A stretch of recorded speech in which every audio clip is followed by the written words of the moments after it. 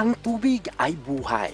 Bahagi ng pangangalaga sa kalikasan, lalo na sa yamang tubig, ang pagkakaroon ng maayos at dekalidad na septage management system.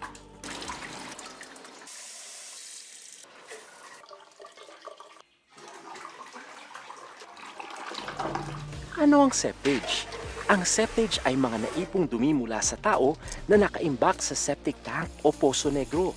Dahil ito ay marumi, ito ay maaaring pagmulan ng iba't ibang uri ng sakit at makakontamina sa mga yamang tubig. Pero sa pamamagitan ng maayos at sistematikong septage management, nailalayo sa peligro ang komunidad at napapangalagaan din ang kalikasan. Ang septage management ay ang regular na paglilinis, pagtanggal at pagkolekta ng wastewater at mga duming laman ng Poso Negro. Sa pamamagitan ng vacuum trucks o mga kagamitang pangsipsip, ang mga nakolektang dumi ay dadalhin sa isang treatment plant upang maproseso na magiging kapaki-pakinabang sa tao at sa kapaligiran.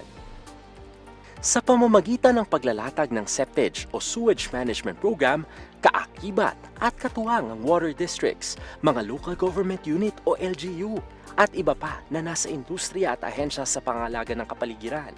Sa paniniguro sa kaligtasan at kalinisan ng mga pinagkukunan ng tubig bilang pagtalima sa mga batas gaya ng Clean Water Act, National Sewerage and Septage Management Program, at mga local ordinances ng syudad at munisipalidad. Nakapaloob sa programang ito ang pagtatayo ng septage treatment facility, regular na koleksyon ng septage o dumi sa mga poso negro, at ang proper treatment sa septage, maging ang disposal at reuse nito. Nagsisimula ang lahat sa kung tawaging dislodging stage o yung pagsipsip sa Poso Negro. Mula sa Poso Negro ng bawat bahay o establishmento, gamit ang mga vacuum trucks upang sipsip, kokolektahin ang septage o dumi. Dadalhin ito sa isang septage treatment facility. Ang septage ay unang isasalang sa kung tawaging Septage Acceptance Unit o SAU na bahagi ng primary treatment. Dito, sinasala ang mga basura, buhangin at langis na nakahalo sa dumi. Isasalin ito sa holding tank para makondisyon. Pagkatapos ng paghahalo ng kemikal na polymer, ito ay isasailalim sa dewatering process. Ang makinang screw press naman ang maghihiwalay sa solid at liquid waste. Sa equalization tank mapupunta ang liquid waste para sa biological treatment. Ang solid waste naman, patutuyuin para magamit na fertilizer o pantabon sa landfill. Sa secondary treatment, dediretso ang liquid waste. Sa prosesong ito, inaalis ang pollutants para mapakinabangang muli ang tubig. Ang liquid waste ay dadaan sa proseso ng tertiary treatment. Dito muling sasailalim sa final purification, disinfection at effluent storage ang liquid waste.